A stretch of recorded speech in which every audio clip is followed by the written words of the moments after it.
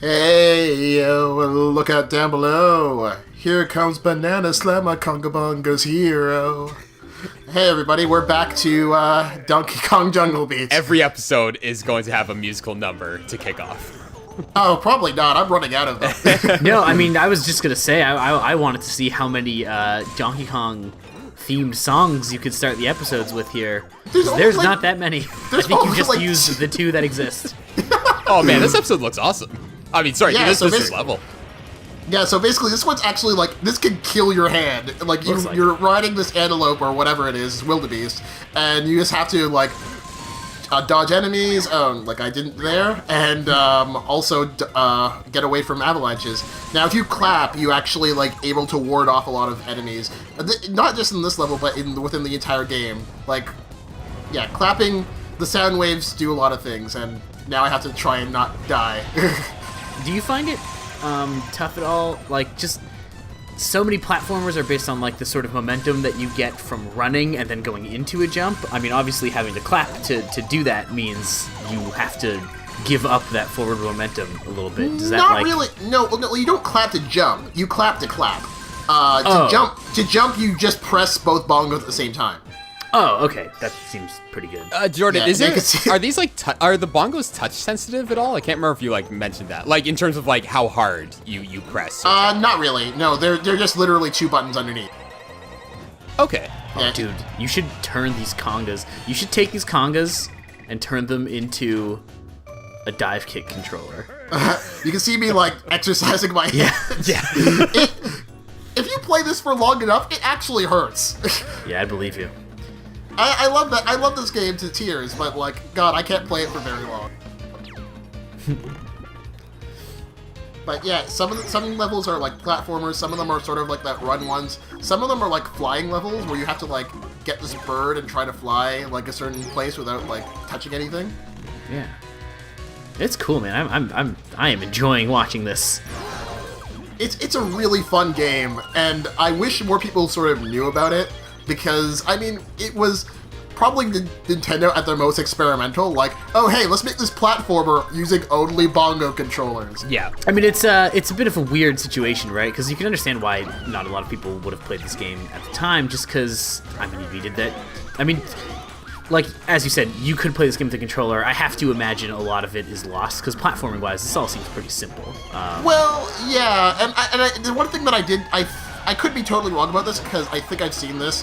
I think they made a Wii version of this using motion controls. They did, yeah. And I looked at that, I'm like thinking, well, I'm never going to try this, but they're playing it wrong. Like, if you're not using the bongos, then you're not playing this right. Yeah. I mean, so did the bongos, did they come with this game, or did you have to have them from Donkey Konga? It's like Guitar Hero. Like, for example, in the first Donkey Konga, they all came with the bongo controllers because that's where it came from. Right. But when it came to Jungle Beat, which came after, they were kind of like, okay, you can either buy a bundle with the controllers or you just buy it by itself. Right. I mean, yeah, you can see how that's a bit of a hard sell. I mean, I don't know how much they were selling it for, but like, I'm sure this game looks like it's got like a fair amount of replayability to it and stuff, but it also seems like it's like fairly short. So I can understand not wanting to pay like both full price for a short game and then also on top of that for like a peripheral that you can only use for like this one thing and Donkey Konga. Well, I mean, you could use this for anything, really. The only thing in this game that doesn't... I mean, you could, theoretically, yeah. But you're not gonna. Yeah, the only thing that you can't really use as another like input in another game is the sound sensor. That actually is its own thing. It won't actually register in another game. Oh, you can't. That's interesting. I would have figured it would have mapped to a controller. No, because there's actually a sensitivity, so it actually doesn't. Oh, so is it actually based on like volume? Like, yeah, and there actually is a sensitivity thing that you can sort of toggle. Now, just sort of, because this is gonna end quick. Like, we're basically like fighting a bird and it's holding an egg, and you have to slam your head against the egg. That was very quick. Like this, like I said, there's only like say 3 or 4 types of bosses. This is the second kind, and they get harder as like harder versions of those same bosses as you go on through the game. Yeah, because this game got like pretty solid reviews back in the day. I remember one of the biggest gripes being the repetitiveness of the bosses. Yeah. the bosses are like once you get through like the first 3 or 4 levels and like experience like the variant, like every variant of boss, and then you have to beat their tougher counterparts. Like it's not really that hard. Or it's not. Well, actually, no. They get harder, but it's not really like that special because you're like, oh, okay, it's this thing again. Just have to try and remember a pattern. But they do, to their credit, the patterns on some of those bosses actually become really tough near the end. So now we're on to the Watermelon Kingdom. How many worlds are in this game? Because Donkey Kong usually has like, I want to say like 6 or 7 worlds per game, plus like usually a bonus one. I think there's more than that. If I can remember correctly, I think there's like 4 different types of bosses. I could be wrong, and then 3 different variants on those bosses. So I think, yeah, about 12. I could be something around there. But is each world? It's not like it's got like it's not like a hub world that has a bunch of. It's not like a world map kind of thing. It's like each one is just a level, right? Yeah. Oh, okay, that makes a little more sense. I don't think I've ever beaten any Donkey Kong game. I've gotten pretty close in the first one, but that's it. Yeah. The only Donkey Kong games I've beaten besides this one, I think, are Donkey Kong Country Returns, and man, that game is hard. I know that really game's don't like pretty. that game. I've been in that a handful of times now. I don't find it like it's challenging, but I think like the original Donkey Kong Country games are much more difficult. Oh yeah, but I'm trying to get through Tropical Freeze right now, and that's pretty hard. I hear that one. Yeah, I have it downloaded. Haven't played it yet, meaning to, but I hear that one is pretty difficult, and I'm looking forward to it. Yeah. It's don't really like the newer ones. Like I've played a bit of Returns. At one point, I think I had borrowed Returns from a friend because I'd just gotten a 3DS or something, and I didn't want to play the Wii version because it had motion controls and blah. I don't want to deal with that. It really, yeah. But then it was like, oh, no motion controls in this. Great. Now I can try this game out. And I played like a couple levels of it, and I was just like, all right, I'm gonna give this back to you. I played Donkey Kong Country Returns on the 3DS version, which I guess was a much more enjoyable way to play it because you could just play it on the go. But Tropical Freeze, man, it's so much better. Yeah, that's what I've heard. I really don't like the art style of those two games. I mean, they look good, they're colorful, they're vibrant, whatever. But what I actually like about the original, like the Donkey Kong Country games, is like, I don't know, I guess how they're kind of weird looking. They've got, because they're like doing, I mean, they're 2D sprites, or rather they're like 3-dimensional sprites moving in 2D space. They have like a really interesting way of moving, and they've got like this look to them that's sort of darker, like not in like a gritty sort of way, but like there's kind of like a mood to them, especially in like Donkey Kong Country 2, where you're starting off in like a lot of sort of windy, rainy, like pirate ship areas and stuff. Mm-hmm. I really like the way those games look and feel, and I don't like how they've sort of ignored that in favor of just like, hey, here's a bright, fun, colorful platformer kind of deal.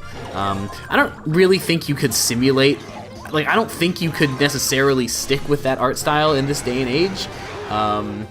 But there's just like something to the new ones that I feel like there's a mood that is lost in them. Personally, I guess how DK looks in this game, because I really like the effort they put into the fur effects. Sure. Yeah. I mean, and this is the sort of thing that like this game I'm not bothered by it at all because it looks good. It's a GameCube game, and like it's also like a sort of specialty type of game, right? Like this is not just a regular Donkey Kong Country game, so it's fine. But to me, just like the new ones, just like don't have the feel that the old ones do. I'm not a huge fan of like the art style in the original games, just because like it looks like, I don't know, it looks like the characters are moving at a really weird frame rate all the time. The way they're animated. That's why I like it. Like for example, like to me, the old games, like I'm not gonna say that they look bad. They look great. Yeah, but like, yeah. The thing is, like, it seems like it was one of the cases where it was too ambitious for, I guess, the technology at the time. Like, it seems like the technology was just not there for what they wanted to do. I don't know. I also really like the soundtracks of those games. Oh, yeah, which are also sort of moody and have like really cool tones in them and stuff. And they've been replaced with these like, I don't know, these sort of like Caribbean jauntiness kind of stuff. And it's just like, it just doesn't feel right, man. This doesn't feel right. Yeah, I like him. All right. And that's all I got to say. I'm admittedly in the minority here. It seems like everyone really likes those new ones, but I really like the. I also really like. into them. Sorry, God, Dad? No, that's it. That's it. Yeah, I really like the fluid effects whenever like you bite into the fruit, though. Yeah, it's good. Sure. I love the introductions to like the bosses. Like they make you feel like you're about to face like the most menacing thing just before taking them on. Yeah, so this is another variant, which is the boar. So basically, if you saw earlier, like you saw us like hitting watermelons or whatever at like back at like the tree where the guy was hitting us, or kicking those pigs. That was basically trading for this, because that's basically what you have to do to beat this guy. This looks more like a sort of standard platforming boss. Yeah. I mean, again, like sort of a simplified version, which is why I feel like the congas are really important, because like with the controller, this just looks like it would be kind of boring. Yeah. Also, it just feels less involved. Like, I mean, like if you look at like at the little camera there, I am like hitting those things like no tomorrow. For sure. Yeah, I saw a couple clips of you where you're hitting them so hard that they're like getting away from you a little bit. Yeah, and I saw you like rubbing your hands afterwards. Like, man, that's. When you really get into this game, it hurts. Yeah, I've played a bit of hurts. Donkey Konga, and that will also hurt if you have to do the rolls. Or you have to do like the harder difficulties, because that game can get really tough. For sure. Oh god. And survey says, Wow. You got a lot. There's one. There's two. And Look at that. nice. Pro jungle beat play over here. Can never have enough Yep. bananas as Donkey Kong. yep, MLG. Is this a mini game? No, like basically sometimes after levels, it'll give you like tips in the forms of little videos. It'll say, "Hey, try this," and you're like, "Oh." Sometimes it's really obvious, but sometimes you're just like, "Oh, I didn't know I realized I could do that." So it's really interesting how it teaches you how to play like the game in certain ways. Oh, that character's name was Rogue Hog. Oh boy. This is your kind of game, Jordan.